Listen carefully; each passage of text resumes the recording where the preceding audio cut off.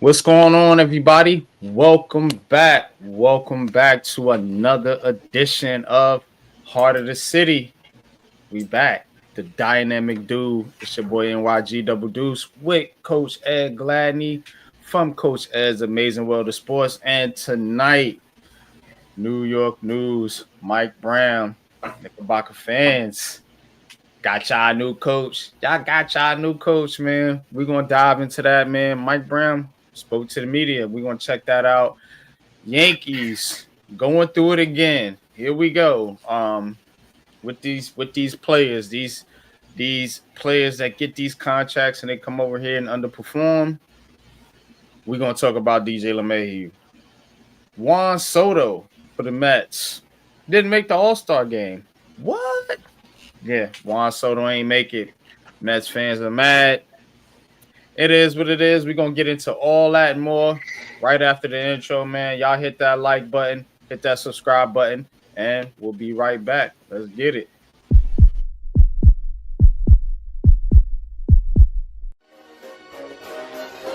Ricey K, the Raisin Man.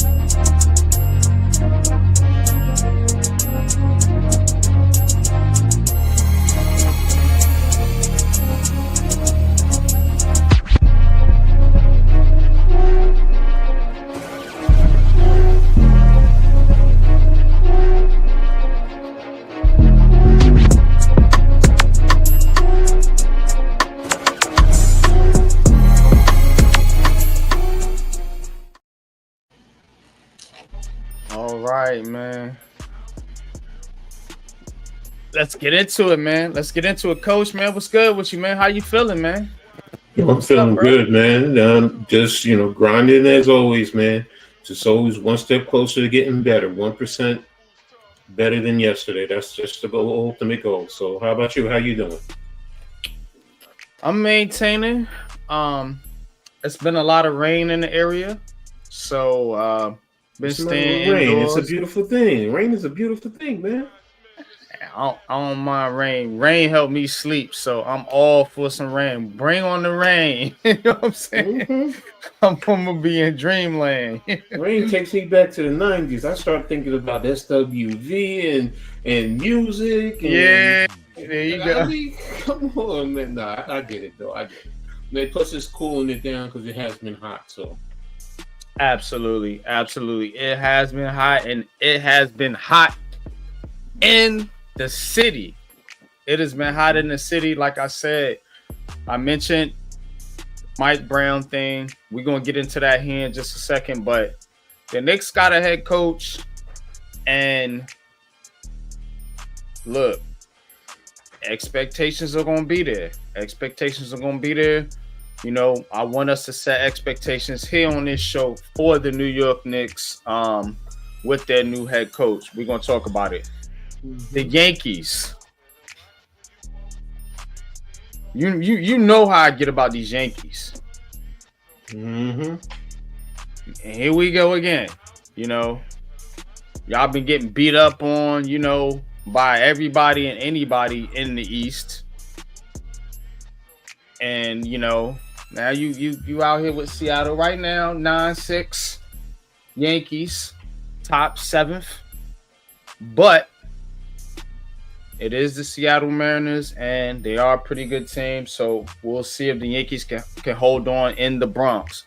But it has not been good for the New York Yankees. Mm-hmm. We're going to talk about it. Juan Soto, the damn near $1 billion man. He ain't make the All-Star game. Was it a snub? Should he have deserved it? Oh no. I don't know. We're gonna touch on a couple Jets, Giants, news and notes. Eli Manning said, "Nah, I'm good." We're gonna talk about it. You know what I'm saying? And of course the Jets, you know, they've been quiet. Surprisingly quiet. But what is the expectations for this team? I want to touch on a little bit of that. And all that and more. And Coach's Corner is going to be loaded. I'm not even going to tease it. That's how crazy it's about to be. But you know how we do, man. We got to walk the block. We got to walk up the block. We got to go around the corner. We got to get on the train, get off the train, catch a bus. We got to go around the city, man. We got to go around the city and touch on these teams and see what the heck is going on in NYC. Y'all hit that like button, man. Let's get it. My producer, Pat, on the controls tonight. Let's go, man. Hit it, baby. Back first.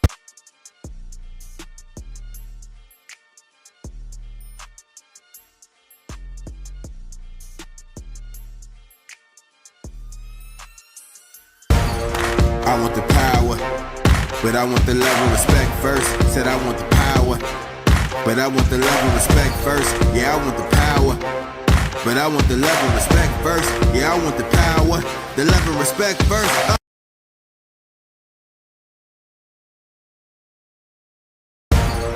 I want the power, but I want the love and respect first. Said I want the power, but I want the love and respect first. Yeah, I want the power, but I want the love and respect first. Yeah, I want the power, the love and respect first. All right. Let's go. Let's get into it, man. As I mentioned, Mr. DJ LeMahieu, man, I see y'all in the chat. What's good? Big Blue in the Bronx. What's good? Daniel Berry Sports.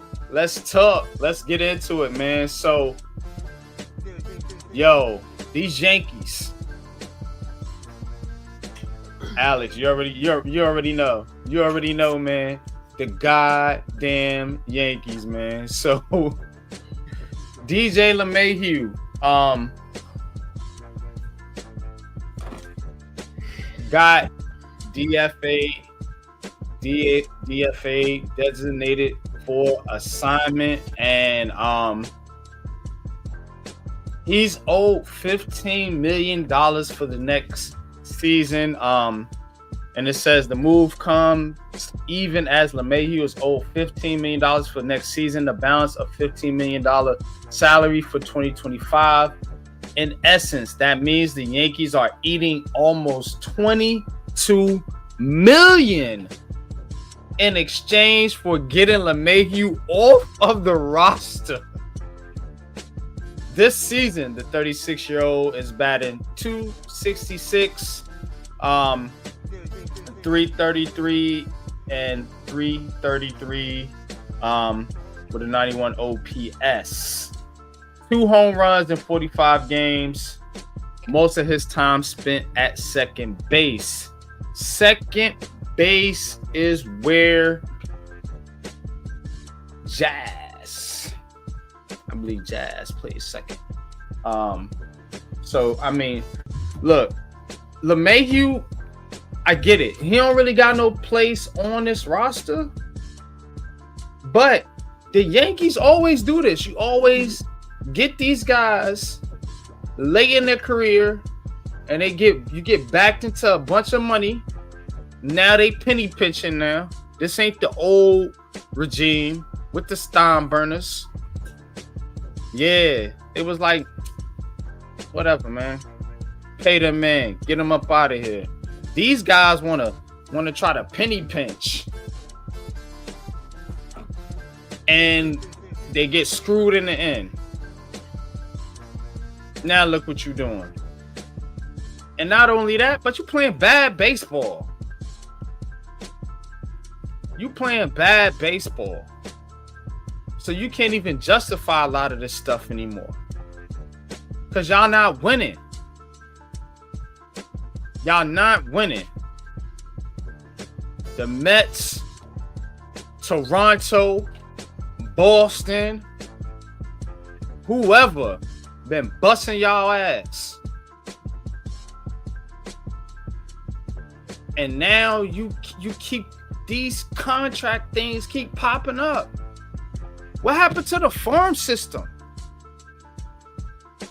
Talk to me, Yankee fans. What happened to the farm system?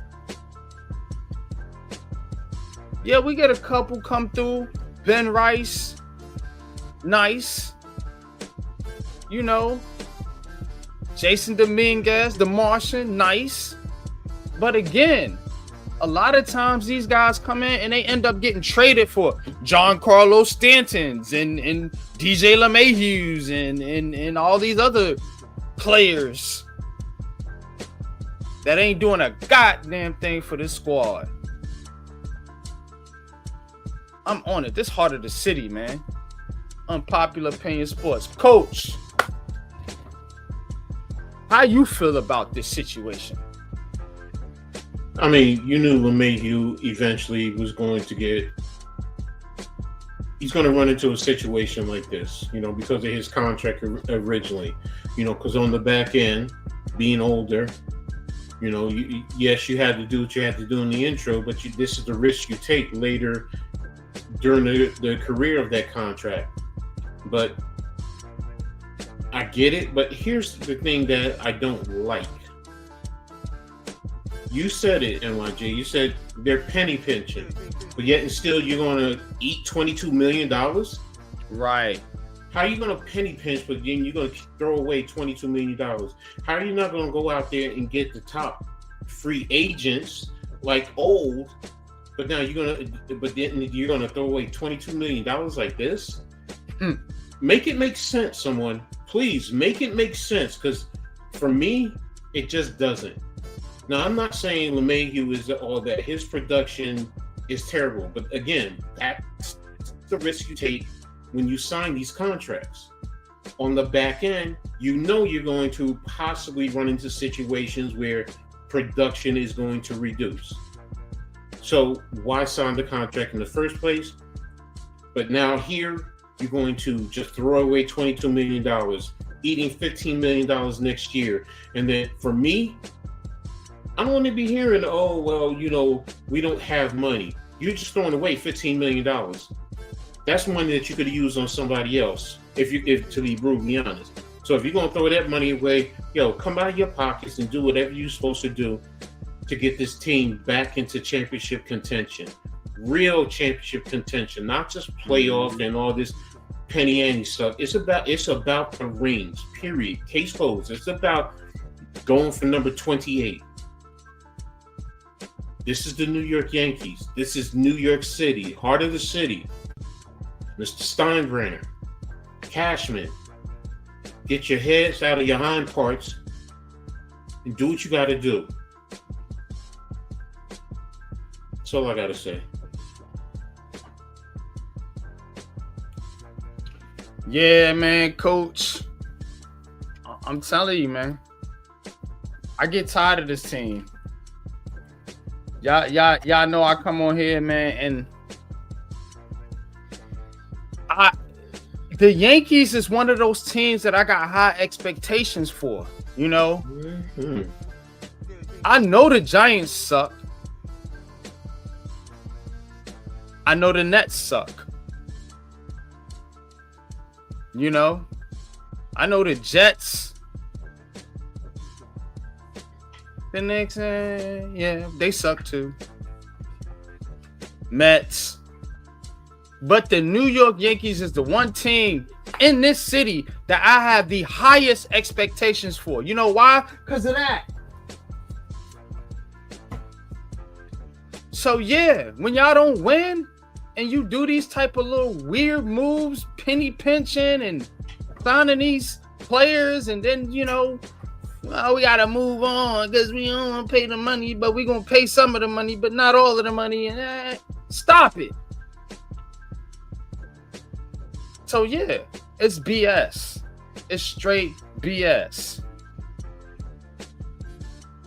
Let's take a look at the Mets. Let's see what the Mets got going on. Your man's Juan Soto. He mad. Him said he got snubbed from the All-Star game.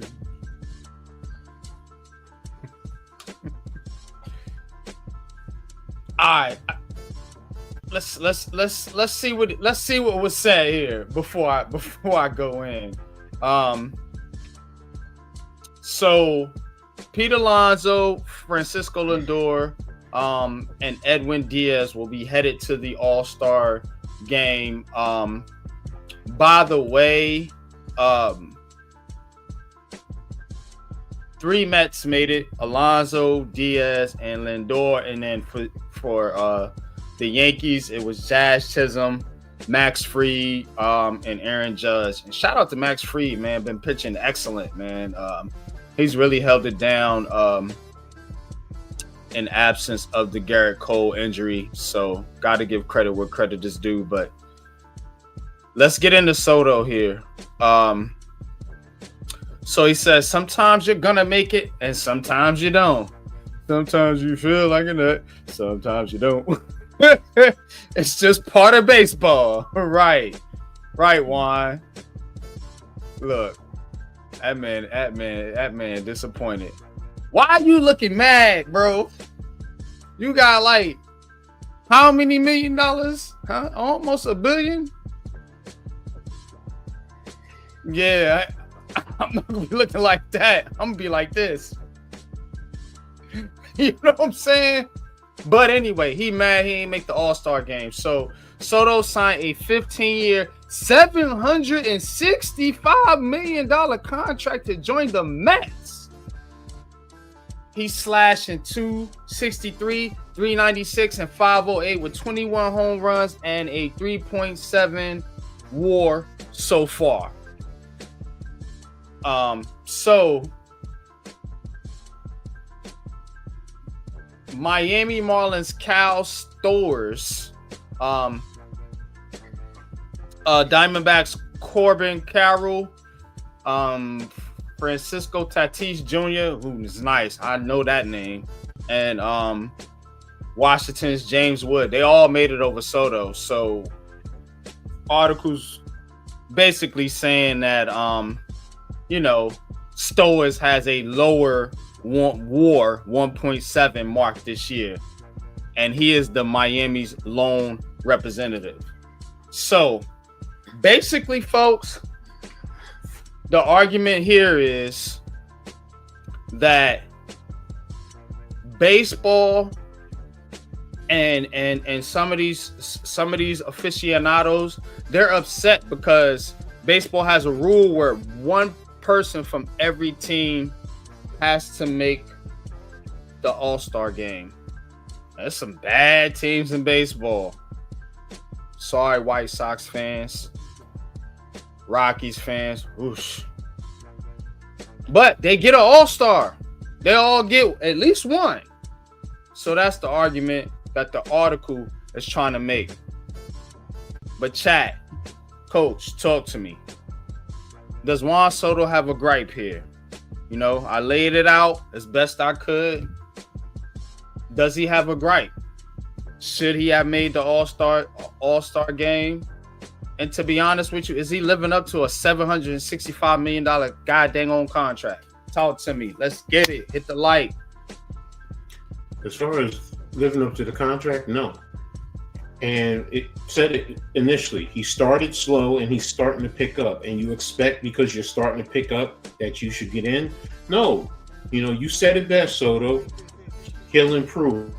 That's where you should. That's what you should focus on. The second half of this season and then going into next year. That's what your focus should be on. Now, my question is this. They're talking about him. Who else got snubbed? Because as far as the rule is the rule. That has been in place for how long? I get it. People don't like the rule. I really don't like the rule, but I understand the rule, and it's been in place for the longest while. If players don't like it, then you should be negotiating to get that rule out.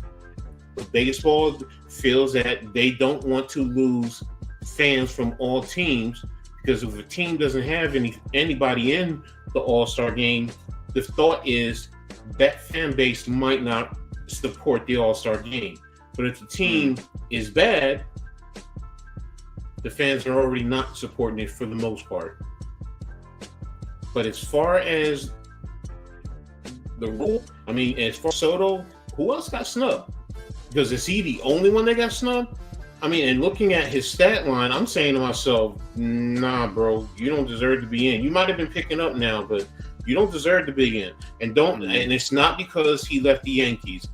Facts are facts. And that's the way I look at it. I'm looking at his stat line across the spectrum. Yes, he's starting to improve. And you're talking about a half a year. And in this sense, that you're starting to improve, maybe it's a quarter of a year. So you want to make an All-Star game based off of a quarter of a year.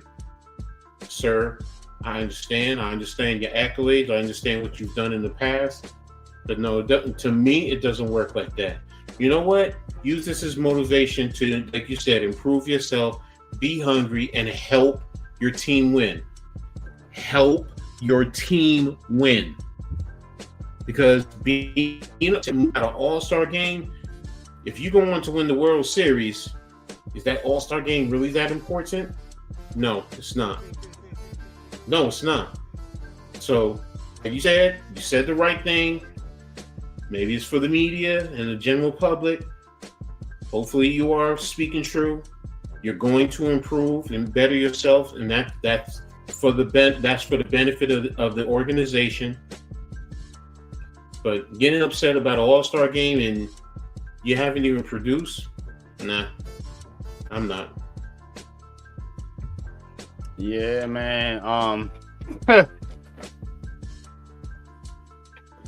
765, bro. Like, this dude got paid a lot of money. 15 years. The security in baseball is crazy, coach. Mm-hmm. You get B. That's like damn near a quarter of your life.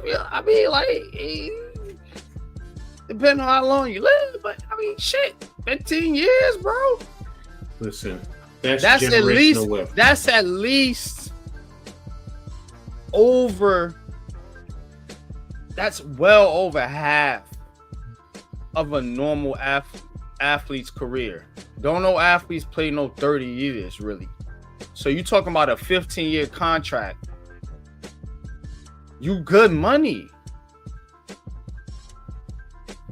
Like, that's crazy. Think about that. We don't talk about this enough. But again, I'm on Popular Opinion Sports. I don't give a damn what you think. But what I do care is about opening up conversations. So let's talk about it. Is baseball contracts too long compared to the NFL, where you go through more punishment, more pain? Even the NBA don't get those kind of contracts. I'm going to say this. You are really strangleholding yourself because you're signed for 15 years. NBA, NFL tops 5 years, and then you can get a new contract. So again, think about it. I mean, 15 years, 765. Okay, all right, and hey, that's secure. But in the NBA, you know, you're seeing the money. Some, you know, what did SGA just sign for? Think about it. Do the numbers. He signed for what? 280 something, I think, or 260 something over 5 years. So multiply that by 3, and you tell me who's making more money if they were to go 15 years. But as the contracts also, here's the other thing: the money keeps growing. So after 5 years, they have another opportunity to 5 years, 285. Thank you. So after, you gotta go ahead. You gotta think too. He's gonna be on a decline in his career, so he ain't gonna necessarily get that type of money over each contract. You feel me? But what I'm saying is, it like SGA, that next contract, maybe he makes 5 years and makes 350. Who's to say he doesn't get 400? The money is growing in basketball, so that's what I'm saying. How you know he won't get less though? No, I'm not. You're right about that. It goes both ways. But what I'm saying is, the opportunity to make the more money is based on a shorter contract. If you're looking at 15 years and the security, yeah, you're right. You're right. But just a few years ago, we wasn't thinking about anybody making 285 over 5 years. That's what I'm getting at. Now, here's the thing, though. Baseball. Think about it. Baseball. It's not like the NFL and the NBA. You see what I'm saying? So I'm thinking too, okay, you might not be getting that much of a spike in TV revenue like the NFL and the NBA do. I don't know. Somebody maybe can research that. But I'm just thinking here's the deal. Off rip. Soto's average is $51 million. You got guys in the NBA making $71 million. This is what I'm getting at. You're making the average is more in basketball and in football. Baseball, the longer contracts, they want the longer contracts because they know this. Because we just talked about LeMahieu on the back end of his career, but he's getting paid the money. He already has the money. So that's where they want that long contract, because they know on the back end they're not going to have the opportunity. Where in basketball, yes, but the average in basketball is increasing. So the opportunity to make more money is there in basketball and going into football. But it's a shorter period of time. See, that's what we're looking at. We're looking at, it's a shorter period of time, blah, blah, blah. What's the average of each contract? What's the average? That's the bottom line. Now, if you want to say, well, because they're locked in for 15 years, all right, that's good, okay. But that's why I'm saying the next contract to SGA, and what's to say? Remember, these guys also, after 3 years, can also renegotiate for a new supermax because the money is increasing. So, I mean, because think about it, like with the Knicks, with Mikal Bridges, he can wait to get more money, or he can do whatever he needs to do now to get money. Karl Anthony Towns, I mean, we're seeing this across the league. Guys are renegotiating after 3 years and getting more money because the averages are increasing. So that's what I look at. I look at the average, and the opportunity is there to make more money in a shorter period of time in the long run. Think about Ohtani, though. He deferred most of his contract money. It's still the same thing. It's the amount of years. So you're looking at the dollar amount. I'm looking at the average. What are they averaging? Because if you're telling me 71 million in the NBA versus 51 million in baseball, the opportunity, and they can renegotiate faster than you can in baseball. Baseball, you're locked in. You know what that is? That's a gamble. Yes. That's betting. That is betting on yourself. And when you bet on yourself, yeah, it work out sometimes. Sometimes it don't work out. Now, again, if you smart with $750 million, if you're not an idiot, you're good. I don't care how much the money goes up or down. Either way, they're good, NYG. I get what you're saying. Sometimes they don't though, because see what they do is when they get these contracts, they get 5 years, something $1 million. And this is on the athlete. It's not on the NFL, the league per se. But this is where the athletes have to get better, because you get that 5-year contract, right? And now you have $750 million, or say it's $265 million or $85 million worth of bills. You're living on a 280 or whatever it is per, like say if it's 40 million a year or 50 million a year, you're living on that. You see what I'm saying? You're that's only for that short period of time. So what comes after that is going to be lesser. Can you account for the lesser amount that you're going to get after that? Lesser. Because that's why I'm saying to you, in the NBA, after it's 5 years, you're talking about 5 years, okay? But you can renegotiate after 3. You can then go in and renegotiate based on what the league is doing, and the money keeps growing. Get the same. You're not going to get that amount though. Okay. Not necessarily. If you look at all these guys, because we sit here and we say it all the time, look at these guys. You're talking about maybe 1 or 2. Yes, you're right. But if you look across the league, the spectrum, they're negotiating because the money is there and they have the opportunity. And don't forget, in the NBA, there is a floor.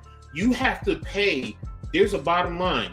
There's a salary cap, but you could also have a floor that you have to spend, so the teams know this. So they're not saving money. Now, SGA 285 over 5 years is what? 285 divided by 5 is $57 million. So his average is more than Juan Soto's.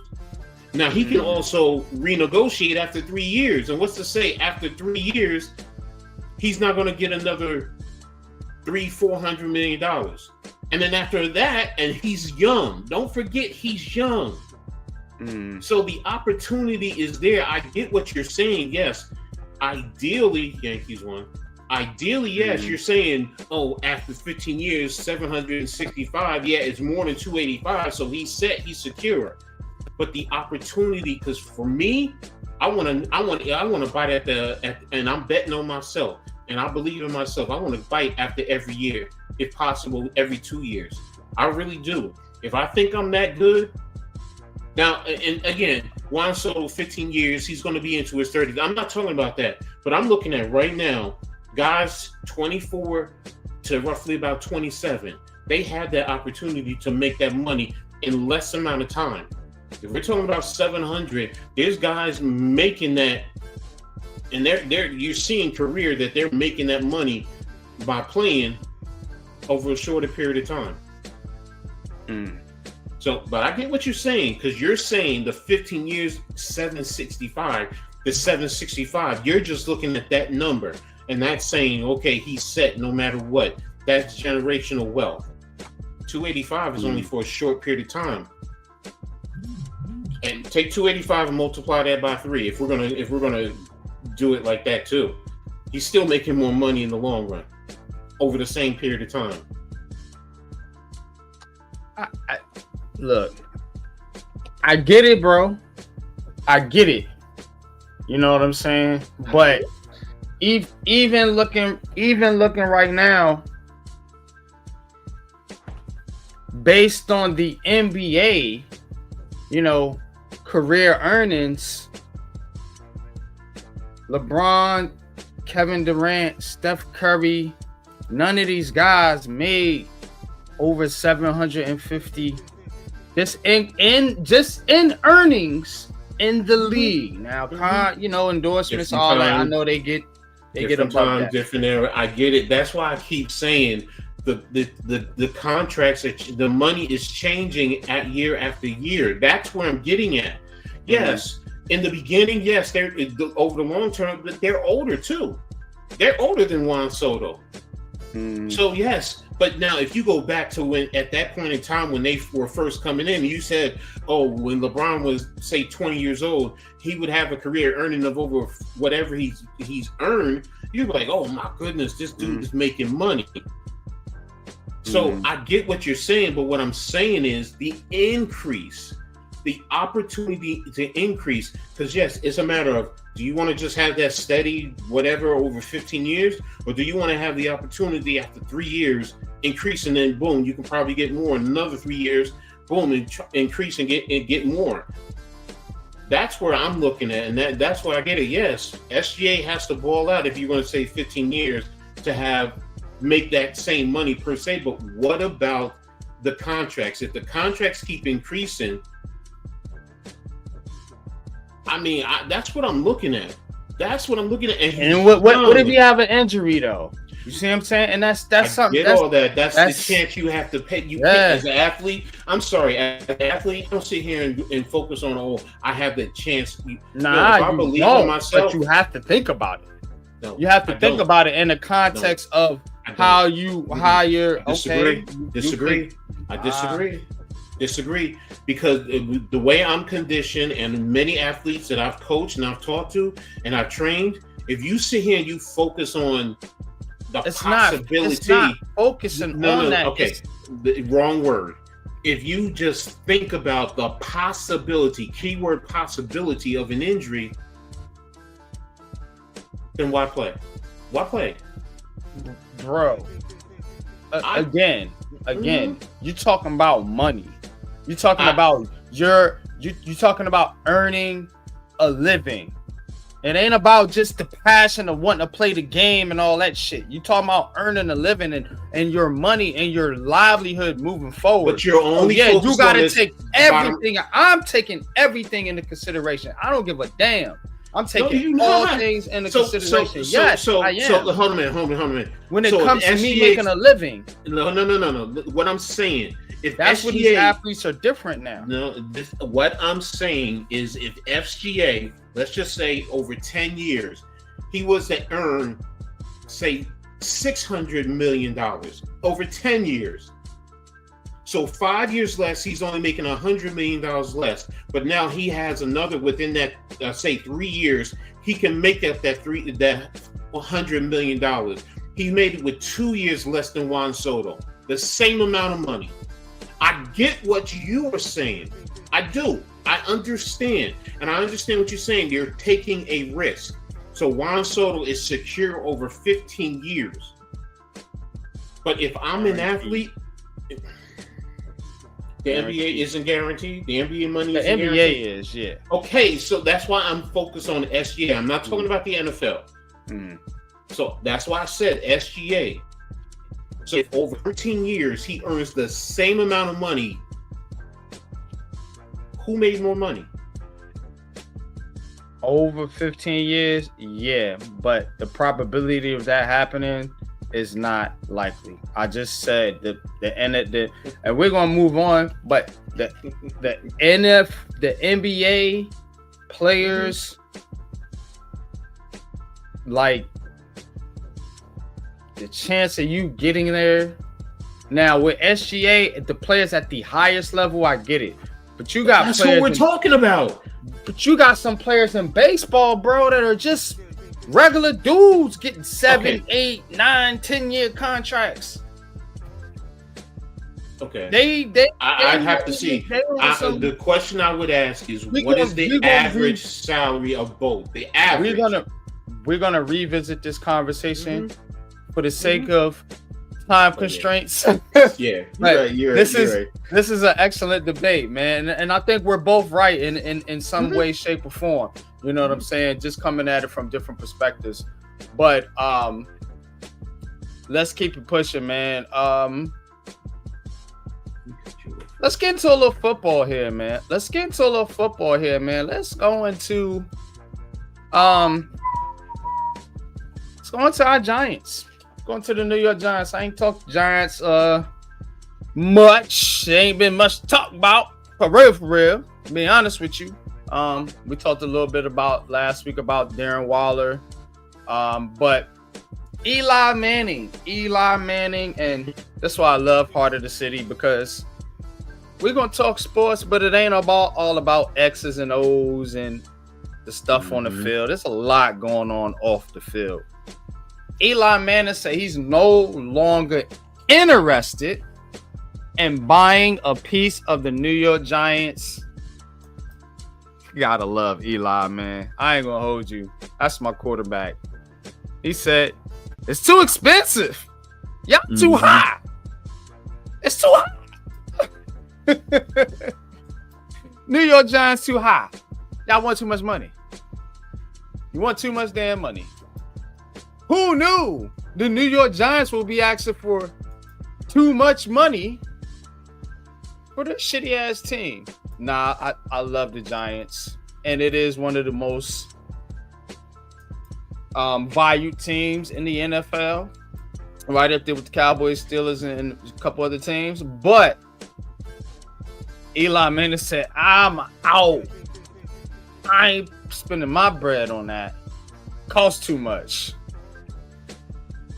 Let's take a look and see if we can get a little more context, I should say. Says basically it's too expensive for me. Manning said in an interview. A 1% stake valued at $10 billion. Good googly boogly. For 1%. Manning's comments come as team valuations skyrocket. CNBC's official NFL team valuations published in September, the Giants were valued at $7.85 billion, ranking 4th among the league's 32 teams. Yeah. Too high, says Eli. Coach, what's your thoughts, man? Is it too? First of all, is Eli? Does Eli have a point? Is it too expensive? Or maybe it's too expensive for him. Mm-hmm. We could go that angle. Mm-hmm. And the New York Giants, and I feel like this about the New York Giants sometimes. Y'all be wanting a lot of money for a shitty ass product. Yeah, you win Super Bowls. In the dark, literally. Who knows when you're gonna win one? It could be this year. It could be 10 years from now. I don't know. It's just random as hell. But y'all want a lot for your tickets. You want a lot for your medium Pepsis. You want a lot for 1% stake in your franchise. Y'all ask a lot for a little bit. That's how I'm feeling right now. We ain't getting the results on the field, Mr. Mara. So again, I'm with Eli. It's too hot. Costs too much. Yeah. Maybe I'll go buy the Jaguars. Shit. I don't know. What y'all got though? I'm looking at what they said. The way that it's skyrocketing. So, what's your return on your investment?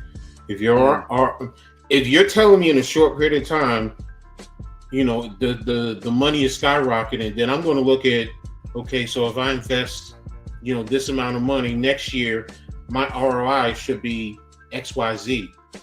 And if I can have an ROI that's double, if not triple, what I invested after 1 year. But I get it. I can't speak to everybody's pockets. I can't. You know, Eli knows what his pocket and what he can afford to spend. And if it's too much and he doesn't have the people with him to go in, then hey, I agree with you. Don't do it. But this is telling me, and this is all sports, man. The money is there. You know, now if you want to talk about the product on the field, that's sports, man. I'm sorry, that's a sport. As fans, we say it all the time. I say it with like the Knicks, say it with the Giants. They sell out their games.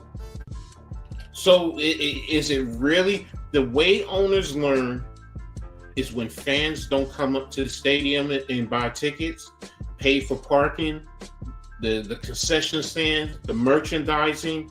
When you turn off the TV and don't watch the game, then owners hear it because they feel it in their pockets. Because then they're not getting the return on their investment. But if your stadium is always sold out, like you said, people are buying the concession, the merchandising, even for a bad product. What as a businessman, they're saying, well, people are spending their money. If you go to the grocery store, we sit here and we complain about food. The prices of food is too high, but guess what? People still are buying it. So these companies, but if you go out and you find alternate methods, you change your diet or whatever, then companies start to look at it. What can we do to get people to come back in? Cut costs. I mean, whatever it is, cut costs, cut this, cut that. Same thing with the NFL or the NBA, whatever. Because you just said it, the valuation is increasing. So it's just the initial investment. If you don't have the initial investment, you're not going to be able to make the money. As you're seeing, the valuation is going. It's increasing, I'm sorry. So that's how I look at it. Yeah, man, no doubt. $10 billion, damn.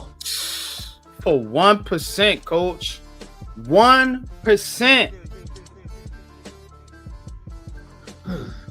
Y'all out of pocket, man. Y'all out of pocket. But now let's get to the Knicks, man. I want to get to the Knicks. Boo! Ain't really boo the Knicks. Boo the Knicks. We gotta touch on the major news of the city. Fire the owner. And you know what Fire that is. the owner. Fire the owner, please. No, let me stop. I'm joking, everybody. You know that. Mike Brown, new Knicks head coach. And he had his presser. And our producer Pat is nice enough to have some clips for us so we can react to the Mike Brown presser. That's what I want to do here to wrap up around the city, and then after that we're gonna get in the coach's corner, man. But Mike Brown, who? Mike Brown. Mike Brown. Let's hear what old Mike got to say. Just kind of wondering for you coming into a team that's reached the conference finals, the expectations you're stepping into. Well, you know, there's nobody has any bigger expectations, first of all, than I do. I mean, my expectations are high. But I mean, this is the Knicks. I talked about Madison Square Garden being iconic. I love and embrace the expectations that come along with it. So I'm looking forward to it. Okay.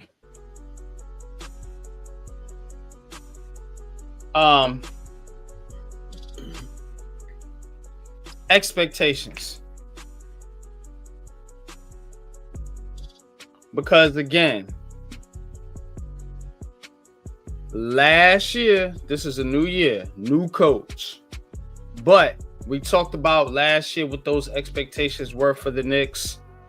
And now you went to the conference finals, one game away from the NBA finals, you fired a coach. There's only one expectation that there should be, and that's to win a championship. So again, last year, your Knicks fans tried to back out of it. You know, I pressed y'all at the beginning of the season, right here on this very show. But hey, What's the expectation? Oh, well, if we make the playoffs and we get to the Eastern Conference Finals, that's a success. Well, it ain't a success because you fired the coach. So now here we back again. Expectations. The expectation should be nothing else than an NBA championship is a failure for the New York Knicks. That's what I'm saying. NYG, you a Knicks fan? No. I'm a content creator. I cover the team in a sense right here on Heart of the City. Hit the goddamn like button. But there should be no expectation other than winning the championship, because why did you fire Tom Thibodeau and you got you to the Eastern Conference Finals? Because y'all wanted to go to the NBA Finals and win a chip, right? Okay, cool. Bam, boom. Put Mike Brown in. Mike Brown. Who? Mike Brown. Look, I ain't got nothing against Mike Brown. But to me, this is not an upgrade. And it's a lot of pressure on this man right now. A humongous amount. Because anything less than what Tom Thibodeau got y'all is a failure. That's the pressure y'all put on Mike Brown. That's why ain't nobody want to take this job. I gotta win a championship. Otherwise, I'm a bum. Basically. You see? And I told y'all. Y'all don't be wanting to listen to me. I told you last year. What's the expectation? We can get to championship. And the Knicks showed you exactly that I was right. And now here we are again. Like I said, Mike Brown, I feel for you, bro. Good luck. You're going to need it. Good luck. Because if this team struggles at any point, if there's any kind of turmoil, Mike Brown. Who? Mike Brown. That's who. That man.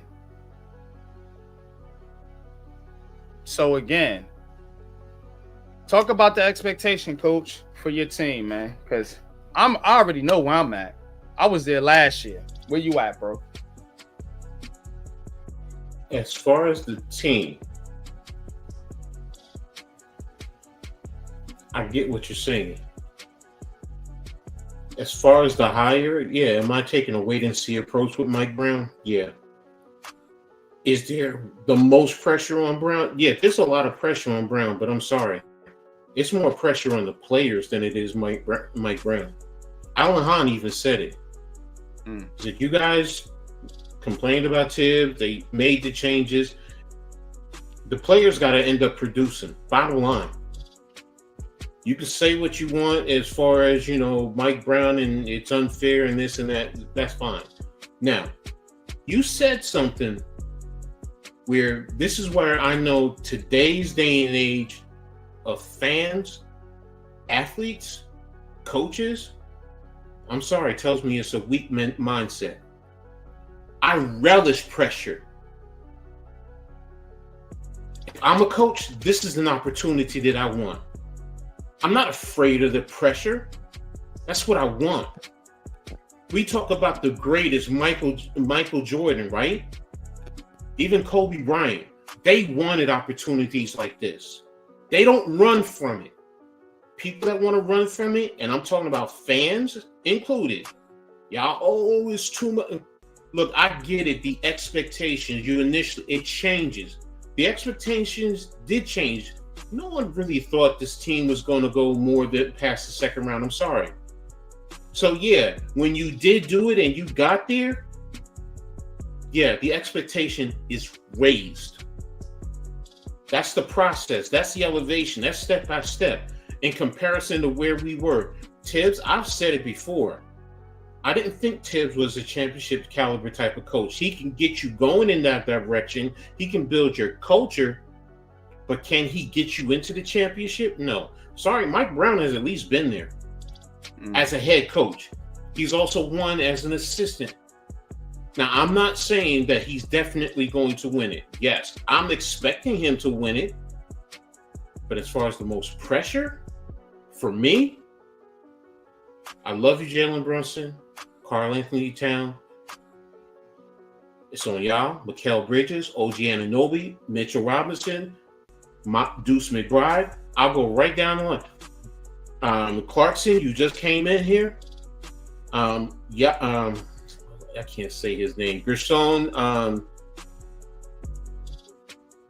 Still, the point is, what's up, Matt? I was just gonna call him Yabba or something like that. Yabba, thank you. Somebody said Yabba Dabba Doo to one of the chats. So, but the point I'm making is, it's on the players, because the coaches can put you in. They can give you all the information, but to go out there, the execution is on the players. And those players, some of those players, some wanted Tibbs going. I'm not saying Jalen Brunson wanted Tibbs going. No, he's even said it. You know, he wanted Tibbs here. So I know who wanted him going, though, Coach. We know, but the bottom line is, what I'm saying is, it's falling on the players first, because they've been here. They got to the Eastern Conference Finals last year. Mike Brown didn't. Now he's coming in to try and help get you over the hump. It's still on the players. So it's everybody. If you want to really break it down, the pressure is on everybody now. It's on Rose, it's on Brown, it's on the players. Plain and simple. And as a coach, I love stuff like that. You got it. Hey, go ahead. Nah, you said it right, Coach. People, this day and age, they don't really relish that. People avoid pressure. That's why it's so hard for New York to get people to come here and that really want to play here in this market. The pressure is real here. It's real, and it's going to be turned up, for Mike Brown and those players too. And one player in particular, Mikal Bridges, because again, Mikal Bridges was in on that getting rid of Tom Thibodeau. So it's going to be ramped up here.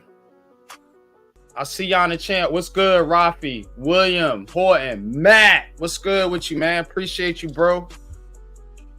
Look, it's going to be ramped up, man. It's going to be ramped up in New York, and yeah, they're going to get rid of those. Who going to take the blame? First and foremost, it's going to be that front office, and it's going to be That's fair. The coach. Because, yeah, you could trade Karl Anthony Towns, you could trade Mikal Bridges, but it's going to fall back because you gave up assets to get those players and a Leon Rose, and West, whatever, So, look, man, I understand it. I understand it. It's not always, it's not all on Mike Brown, but it's a shadow now, because a lot of people didn't agree with that Tom Thibodeau firing. So now it's a shadow. Now so there is going to be a lot of pressure on Mike Brown, whether it's warranted or not. That's fair. And I agree with you there. But to me, again, it's on everybody, and don't you know what's going to happen. Players out there playing bad, they're not going to blame Brown per se. They're going to say, Coach, what can you do to help get them? That's what you're going to see. But look what you're saying right now about Mikal Bridges, and a lot of Knicks fans are saying it. So they're not blaming the coach per se for the players' production completely. The coach has a small percentage. I know that I'm realistic to it. I've had discussions with players. Look, I know it's about you guys. My job is to get you guys prepared, give you as much information so that way you can go out there on the field, on the court, on the diamond, and you can make informed, intelligent decisions, and you can take advantage of your skill set. Yeah, man. But producer Pat on the controls, man. What else you got for us, man? Just one last thing I want to say because shout out to my man Cave. You know, he had me on his show right before I came on. Y'all tap into the show. Seriously, excellent show where we were talking about the Knicks. He even brought out film on Mike Brown's offense at Sacramento. I'm telling you, I learned a lot of stuff. And you saw what was happening, and I'm sitting there and I'm saying, yo, if he brings this, it's not about JB just coming up dribbling the ball. It's a lot of movement. I'm telling you, I'm just gonna say that. Go tap in after y'all finish with us. Go tap in and watch. I'm telling you, you're gonna see the actual video, and they're talking about it, the back screens, the cuts, the movement. Shout out to Man Cave. You know, go y'all tap in. Brown runs a Princeton style offense, an up-tempo offense, a lot of movement. Yes, and that was in there. So that's how they used to run a lot of offenses back in the day. Where it was a lot of motion. So when you have motion, you have baseline screens and cuts. That's when you used to see the old Reggie Miller, you know, John Starks, Michael Jordan. They used to come off those screens. You just hit the quick 3-pointer, the quick jump. Those were in motion offenses back in the day. And Phil Jackson had the triangle. There's some principles in there too. Yep. Yeah, which was a combination of motion and like high post offense. Yep. Yeah. Exactly. So, like I said, you that question why Pippen will get that ball at that high post right there, and they will run those screens and get Jordan and them open. Yep. So again, tap in after this. It's on the Aboriginal Sports Network. It's on Man Caves. It's on my channel. I'm telling you, wherever it is, it's there, and it was great being a part of it. So you would love it, bro. Just like I do with football, with X's and O's. I'm telling you, you would love it. So, absolutely. But again, let's keep going, man. Go ahead, Pat. You got it, man. But Pat, you know, I know you got some more footage for Mike Brown. Let's take a listen. It's one of my values is accountability. But not just for players, and even for myself. I expect people to hold me accountable. But at the end of the day, it's about relationships. It's about the trust that I talked about.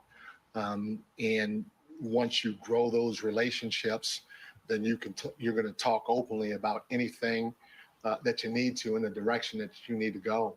And so I'm going to be open and honest with them, and I'm sure they're going to be open and honest with me. And like I said, I'm no different.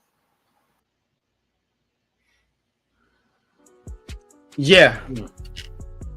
Good shit, Mike Brown. Good shit, man. Accountability. Accountability is definitely something that, especially in this day and age, needs to be talked about. These players have to be held accountable too. Just like Coach said, I'm not letting those guys off the hook at all. You know? Because again, Cat Towns, Jalen Brunson, you know, Mikal Bridges, you know, y'all guys got paid. Y'all get, you know, you getting contracts. And again, you gotta show up. Jalen Brunson and Josh Hart wanted this Villanova Knicks squad. You know, so you getting what you asked for.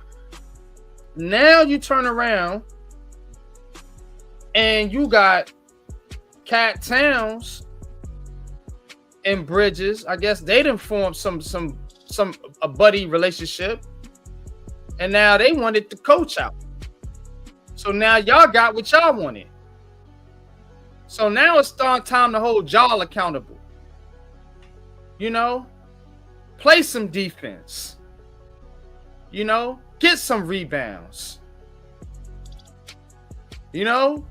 Like, come on. Defense was trash last year. Mm-hmm. So, yeah, be accountable. Be accountable. This little dude can't play no defense. Help him out. Cat Towns, you got one dang on rebound in a series. Made no damn sense. Never heard of a 7-footer. That is ridiculous, man. So, yeah, I like the coach coming in off jump saying, look, I don't care who you are. We're going to hold you accountable. And that needs to be from the set because Jalen Brunson, Cat Towns, Bridges, none of them dudes need to be held up here over that coach. That coach needs to have autonomy over those players, and none of them players need to be going upstairs like they be doing saying, I want this coach out of here. I don't like him. I'm tired of NBA players doing that to coaches too. Y'all need to chill with that. I seen it over there with the Nets with Kevin Durant and Harden and all them. Got who you wanted, then he turned out not to be no good. Now you want him fired. So again, kudos to Mike Brown. I'm liking his hire so far, man. But coach, talk to him. The accountability point is key to everything. And think about what he said. He's going to hold them accountable, but people are going to hold him accountable. Mm-hmm. That's the players, that's management, that's us fans. And that's what you want to hear and want to see. So it's like if he can instill this culture and everybody can hold each other accountable, and as he said, he's going to be held accountable. Think about this. He held the great, God rest his soul, Kobe Bryant accountable during the game. He yanked him out of a game one time because he wasn't doing what he needed. And Kobe even said it. He's like, I needed that. I'm glad he held me accountable. Real players like to be held accountable. Mm-hmm. When you're not doing what you need to do, that's what a coach is there for, to hold you accountable. Now, there's different ways, yes, but you still need to be held accountable. And players, look, coach, we practiced this, but we didn't do this in the game. Why is that? You know what? And hey, look, as coaches, sometimes we get caught up in the heat of the moment and we do forget some stuff. We do forget to run some plays. It's happened. But if a player comes and you talk to them, now if you coming in and you're being belligerent and disrespectful, that's one thing. But if you come in, coach, we said we were going to do this. Why didn't we do it? That's holding the coach accountable, and that's something that I love. Because that shows me that a player wants to win. They believe in what's going on. And that's key to everything. So you said it best, NYG, accountability, and I'm with that. I'm with that part. So I'm waiting to see how everybody buys in, because that's key to everything. So we'll see. Yeah, man. Look, Mike Brown. Who? Mike Brown. Mike Brown has to get the most out of this place. This Knicks team, again, if you're able to get to the Eastern Conference Finals, you beat Boston, arguably, who was the best team at that time. The Tatum injury, whatever. You still beat them to get to that point. So the team, roster-wise, is straight. You just need to get more out of these cats, particularly on the on defensive end. That's what I want to see more effort at. Because again, we talk about these big men, Cat Towns, Miles Turner, that wanna sit out at the 3-point line, and don't get in a post. Well, Cat Towns, You got to get physical, man. You got to get rebounds, man. You got to block more shots, man. You know, what are they doing with Mitchell Robinson? I don't know. He seems like a misfit at this point because, again, you were offensively dependent on Cat Towns. Defensively, you dependent on Mitch Robinson. Can I get a player that can do both? Is that too much to ask for? Can I get a two-way player? Back in the NBA, you know what? I forgot who it was. Somebody made this point. I can't think of him. But again, the NBA, you play both sides of the court on every play. You do not get to rest on defense. It ain't the NFL. You ain't the quarterback to get to come out and sit on the sideline while the defense go out there and try to stop the other team from scoring. No, you got to go back, run back, play defense too. That's what I'm talking about. Can I get a player that can do both? You already got Jalen Brunson, another one-way player. Then you got Bridges and Anunoby, who are like mid, kind of on both levels.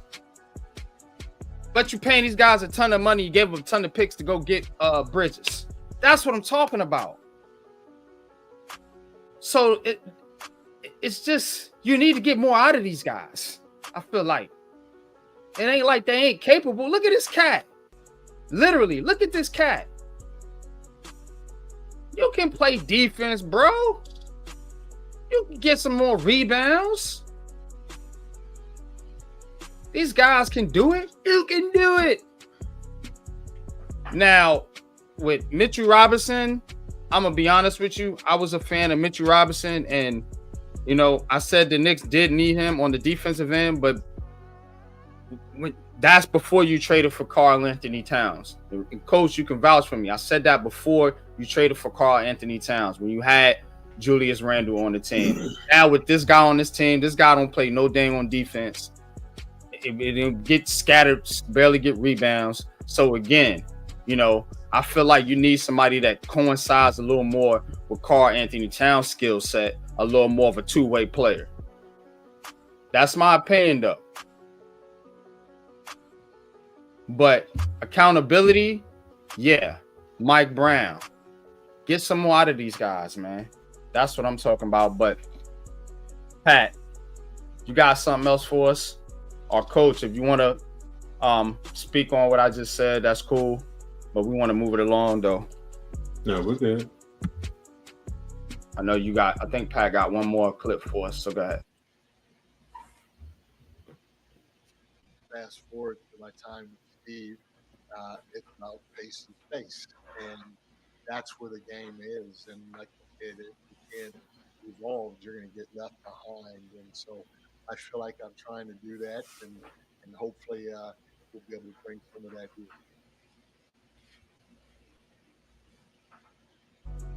So, again, evolving, you know, especially on the offensive end. And the NBA is evolving. But as it evolves, it kind of comes back into the same place it was before. You know, now you're seeing more team-oriented concepts. Guys that, like I said, can play both ways, two-way players, you know. And you also got, you know, these wings that have length and that have size and can also shoot But again, you gotta get cats that can play on both ends of the court. And I'm gonna keep saying that because until the Knicks get better on defense, they're not winning a championship. So yeah, they do need to evolve this offense. This offense don't need to be, Jalen Brunson or bust, or some weird Karl Anthony Towns post up play or something. I mean, like, yeah, he needs to get in the post, but you got to be good in the post too.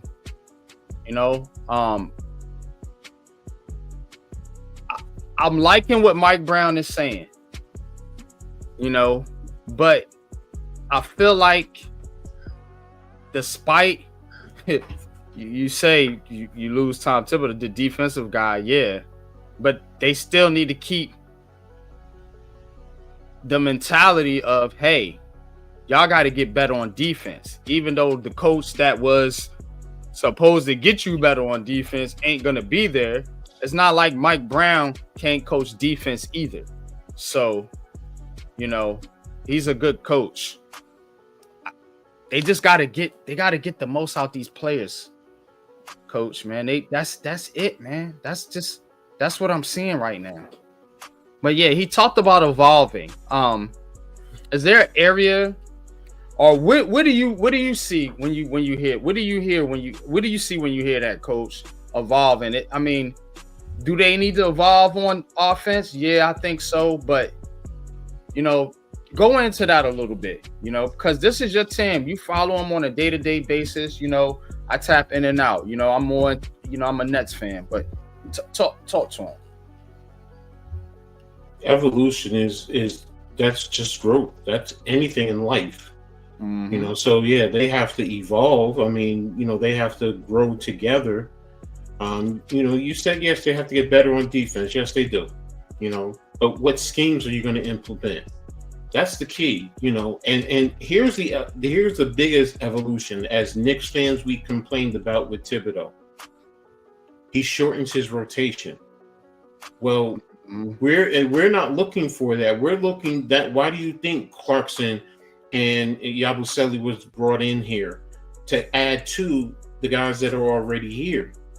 So now you can lengthen your rotation.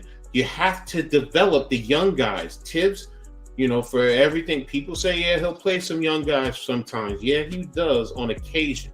But realistically, he doesn't play them. And I question that, because that's about you developing the young players. Why are you not? If you don't trust them, then that means that part of that is your scouting, because that means you didn't do a good job in scouting them. That also means that you and your staff has not done a good job in developing those players. Those players are there for a reason. They have some type of skills. So you should not be running damn near 90% of your season with a 7-man rotation. On occasion, you may go to 8 or 9 on occasion, but for the most part, it's 7. Mm-hmm. No, you should have been doing this from the day one, working this in, You look at a lot of these teams nowadays, they're relying on their reserves. Sometimes you take out the full 5 starters and put in 5 reserves, and they're still doing the same thing. That's the evolution. That's, for me, that's one of the things that I'm looking to see from this organization. Does Mike Brown do that?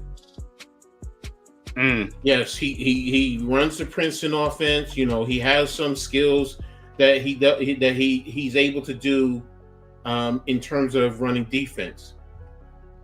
He's one coach of the year, in a sense, playing both ways, as a defensive-minded coach, as an offensive-minded coach. Mm-hmm. So that shows me that he's capable of doing both. So now, can you, like you said, NYG, doing it on both ends? Well, you have the coach who's produced and shown he can do it, coach at both ends. So now identify, and look, I'm not saying Jalen Brunson is an on-ball defender. That's not what I'm expecting. But do you put him in positions to play the passing lane, to get deflections, to help in that regard? So you take away the offense from saying, okay, now we can attack him. yes, what do you do? And, teams are going to switch. Got to play zone when Brunson's out there, coach. Not primarily, but you got to mix it up. You can't. I mean, not on every play, but yes, on occasion, yes. You gotta protect him with the zone, because you can't have guards ISO on that dude, man. You're gonna on occasion, yes, you play zone, so you show the defense there's something else. But the zone will also get you killed sometimes, especially from the 3-point. But Brunson, when you on that side, be mindful of having a weak side to see. That's where Cat Towns needs to get better. But yes. You see what I'm saying? You got to protect Brunson's weak side defender. I don't disagree with you, but what I'm saying is you also put Brunson in positions where, he's not getting ISO'd all the time. Sometimes you're gonna switch. Sometimes you got to fight through the screen. Sometimes you got to go under the screen, depending on who the player is. So that's what I mean. It's putting players in position to be successful.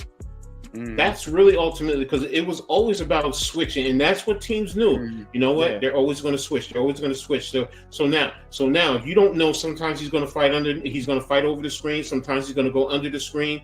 Sometimes they're going to switch. Sometimes the big or whoever is going to hedge out a little bit and get back, so you give him enough time to get over. There's different ways of playing defense that help him, and also Cat Town. But Tibbs didn't do that. That's the thing that bothers me about Tibbs. I think we said it. He didn't evolve, and I think that's what ultimately got him fired. But man, I think we ready for Coach's Corner, man. I think we are ready for Coach's Corner, man. So I'm gonna go ahead and cue up the intro, man. And then we got my man Big Pat on the controls, mixing it up, man. So we're gonna give y'all this dope episode of Coach's Corner, man, brought to you by the Aboriginal Sports Network and KMP Productions. So let's get into Coach's Corner, man. Can't wait for this one, man. Let's get it.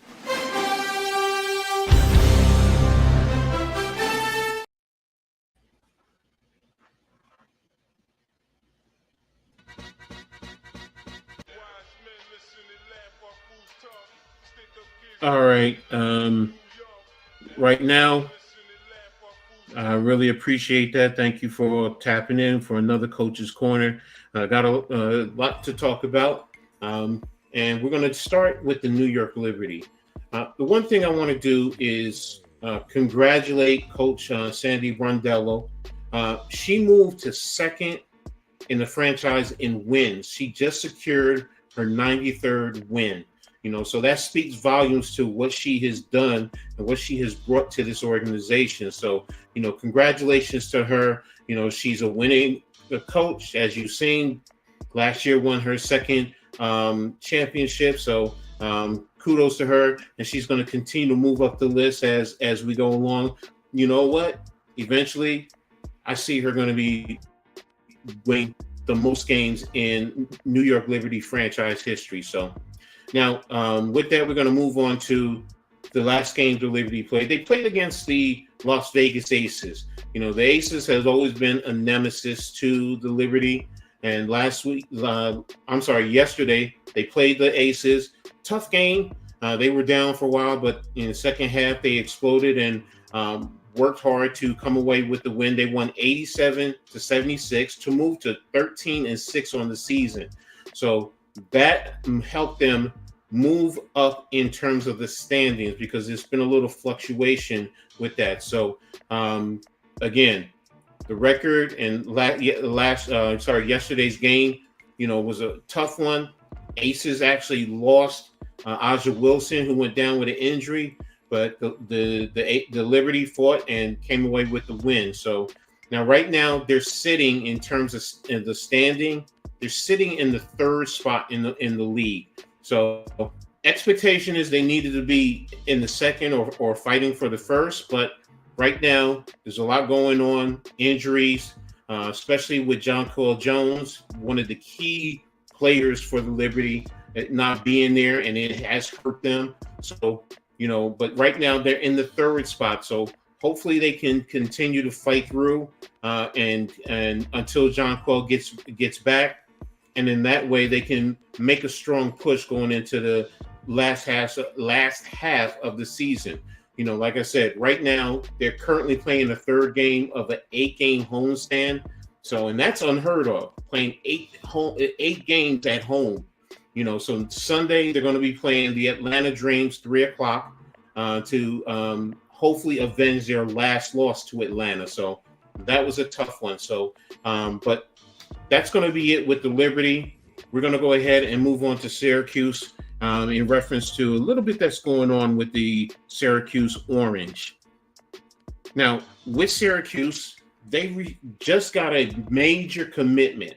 5-star wide receiver Calvin Russell committed to them over some other big players within across the country. So Syracuse keeps doing a good job of securing the talent to help get that program back to the national prominence that they were years ago. So, but kudos to them, Calvin Russell. Everything that I'm looking at, I've looked at a little bit of film of him.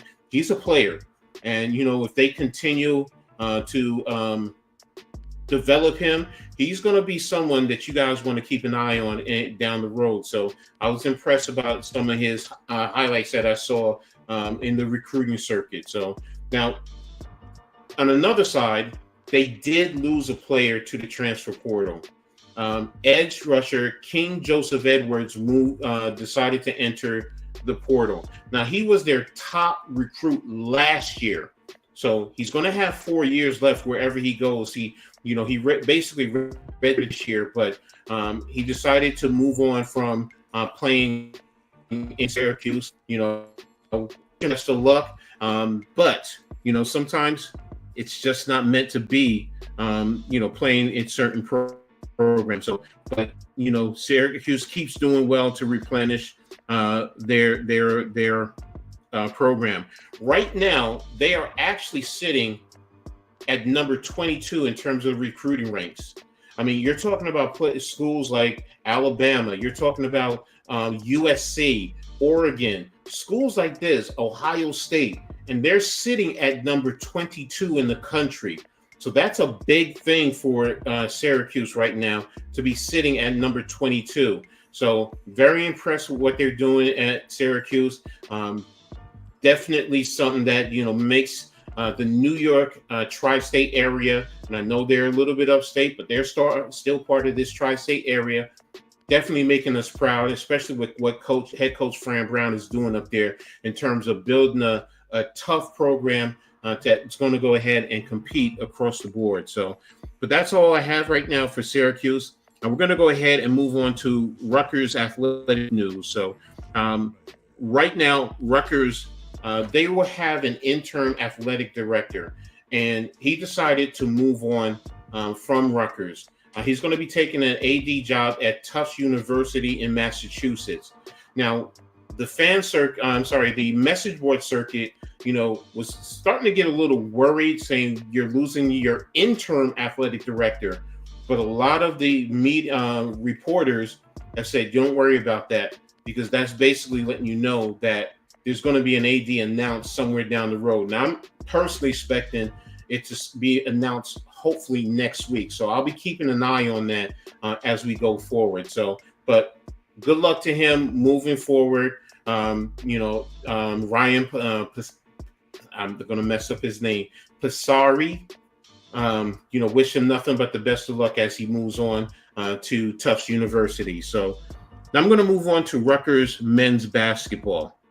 And I got to start with, what's been going on. And I'm going to talk about Ace Bailey. People have been killing him, prior to Summer League. Now, he just played in 2 Summer League games. The first game, he actually, against the Sixers, he had 8.7 rebounds and a block, an amazing block that he blocked right off of the into the backboard and off because the offensive player beat a player. So he recovered to help block that. The second summer game, he actually improved. He went for 18.7 rebounds and 3 assists on 7 of 14 shooting. So his scoring ability was a key contributor, in the game. He didn't disappoint from deep. He went 3 of 5 from 3-point range. So he showed that he has the full range. Things that I have been talking about this kid from the get-go. Yes, I know I'm a Rutgers homer, but he showed you that he can produce in this game. And Utah, I'm telling you right now, continue to expect that going forward. And everybody who's been hating on him for whatever reason, you're going to be sad. You're going to be coming back and singing another tune because the kid can play. On a separate note, Dylan Harper, he hasn't played in the summer league. He's been held out right now for injury. So now moving on to the Rutgers men's basketball team, they just announced their roster. That's what most of us have been waiting to see. Players also got their jersey numbers. So, it's been an important thing on the Rutgers circuit in reference to what's going on with the roster, especially after losing 2 high-ranked recruits, and losing a lot of players from last year. You only brought back 4 players from last year, but you had Tariq Francis, who's going to be wearing number 0, JaMychal Davis, who's wearing number 1, Lino Mark, who's wearing number 2, Caden Powers, one of their top recruits, is wearing number 3. Bryce Dortch, one of the returning players from last year, is wearing number 4. Darren Buchanan Jr., another top recruit, is wearing number 5. Dylan Grant is 6. Chris Newully is 11. Haran Zarno, international player, is 13. Fivante Ware is 15. Emmanuel Obagli is 21, returning player. Max Freidkin is 24. Dennis Batsulu is 27, and Bayfall is 32. So good luck to those guys. We're going to be rooting hard for you guys to bring back that pride, play hard defense, tough defense like Rutgers has always been known to. Rutgers also announced their 11 out-of-conference opponents. I've mentioned before they have 20 Big Ten games, but now their out-of-conference has been announced.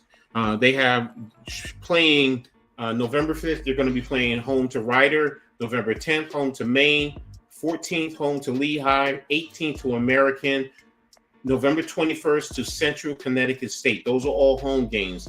Then they're going to be playing on the road in a neutral site, November 24th against Tennessee in Las Vegas, the 25th against Notre Dame, also in Las Vegas, and then whoever, based on games who wins or losses, they're going to get a third game on the 26th. So December 20th, they're also going to take on University of Pennsylvania, and the 29th, they're going to take on Delaware State. And the big rivalry is to be determined is against Seton Hall. That's the Garden State game that they always play for bragging rights within New Jersey. So that's going to close it out for basketball. I'm going to move on to football. So pretty excited about that because football season is right around the corner. Training camp is going to be starting next month in August, and Rutgers is going to be starting out the Thursday, last Thursday in the season. In August to take on, I believe it's Ohio. I'm going to double check that. But On3 did a ranking of the Big Ten quarterbacks, and quarterback Ethan Kaliakmanis came in ranked at number 12 in their rankings based on a report from Sporting News. The report said they found one area where Kaliakmanis needs to improve in 2025, and that's connecting with receivers at a higher clip. Taking care of the ball is already something that he already does. He had just 1 interception for Rutgers in his last 4 games, but he will need to improve on a 53.9% completion percentage for the Scarlet Knights to move up in the pecking order. So that's a key factor. Kaliakmanis came in, knows the system. He showed that he was more than capable to play quarterback, and a lot of fans, and myself included, are happy with it. But yeah, we're needing to see him to step up his game and complete a lot more passes with his receivers. So now I talked about a little bit about Syracuse in their rankings. Rutgers is actually 29th in terms of their recruiting rankings. So now I'm going to talk about a little bit about the ticket offers. Anybody who's looking to go see Rutgers, Rutgers has this little special plan, ticket special, where they have a grouping of 3 sets of games, 3 games, then 2 games, and then 2 games. And you have to basically take 1 game out of each section, and you get the 3 tickets for as low as $120. And that's a good deal. If you go to SHI Stadium, you're going to be able to see the field great. Your view of the field is going to be great. You're not going to be run into a situation where you're going to be looking from behind a pole or anything. I've been there plenty of times, sat all over the stadium. It's always a great view. So that's one of the things anybody who's interested in checking out a Rutgers game. And the last thing I want to talk about is CBS Sports did a release, and in that release, they talked about the worst college football head coaches hires since 2000. Former head coach Chris Ash was actually ranked at number 21. And that speaks volumes to, but if you've been following Rutgers now, you'll see the difference, because at that point in time, it was an atrocity. It really was. So I think his ranking, personally, as biased, I think he should have been at number 1. He's the worst hire ever, during that time frame. But that's me. Who am I? What do I know? So, but that's going to be it right now for Coach's Corner tonight. I thank everybody for tapping in and rocking with me. I really appreciate you all. So thanks again. And back to you, NYG.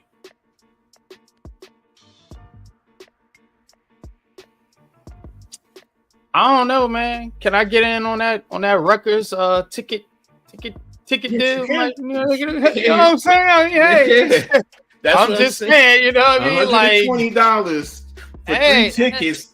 3 games, yeah, that ain't bad, bro. And you get the choice. I think one of them is, let me double check, because let me pull it back up to see. I think one of them is Oregon. Yeah, you get the first 3, which is Ohio, Miami, Ohio, and Norfolk State. Those are the first 3. You choose one of those. What I'm saying? Norfolk State, right here at the crib. Shout out to Norfolk that's Michael State. Vick. That's Michael Vick leading. The next group right you have Iowa and Maryland to choose from. So again, you get 1 from Group A, 1 from Group E, and the last one is Oregon and Penn State. So you take one of those. And I'm telling you, man, to get that, if you say Norfolk State, Iowa, and say Oregon, and you're paying $120, man. Appreciate you tapping in, Nick. Thank you, man. What's up, Nick? So that's why I've been like, oh man, I was like, but I'm just saying. And Ace Bailey, man. Ace. I mean, I'm probably gonna do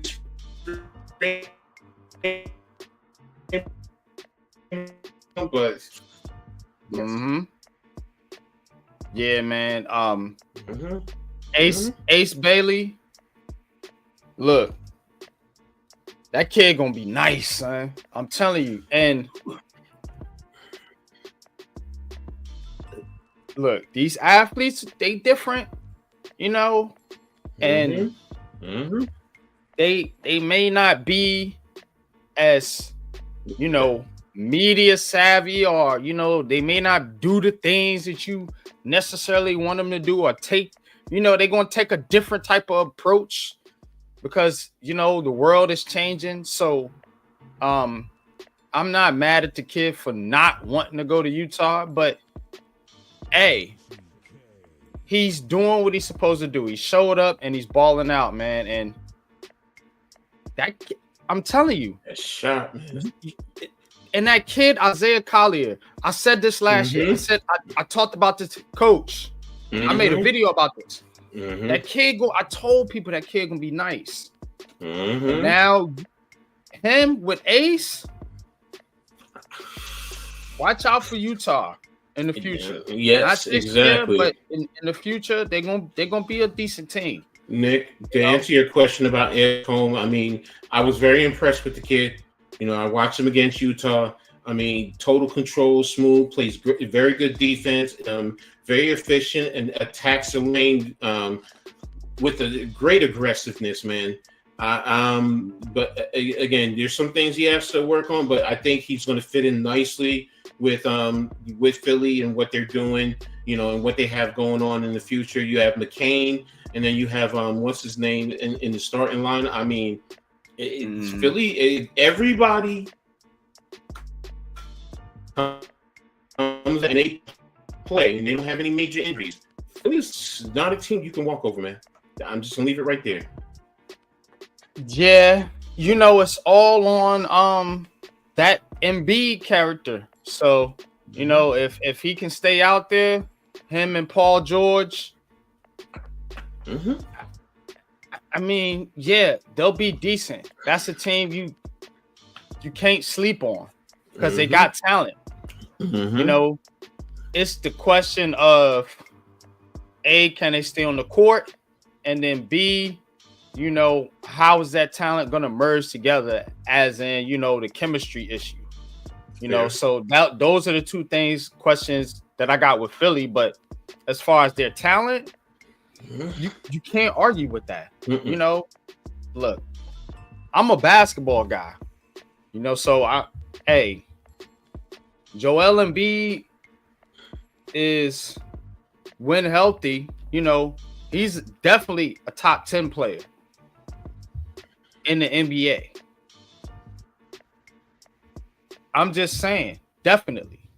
So, you got one of those guys, Paul George is on the decline, but Tyrese Maxey is on the up and come.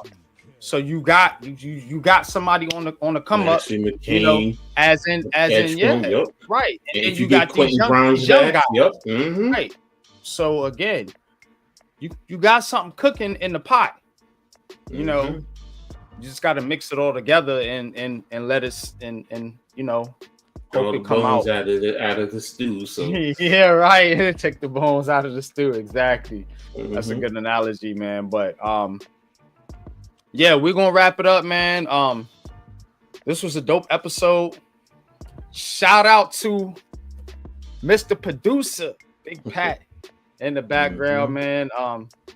Putting all this together for us, allowing there you go, the bro. Allowing me and Coach to do our thing and give you this great show, man. But we'll be back next week, man, for more Heart of the City. Stay tuned right here on the Aboriginal Sports Network. Appreciate each and every one of y'all for tuning in. And y'all already know what it is. Into the next go around. We about this joint. Holla. Peace.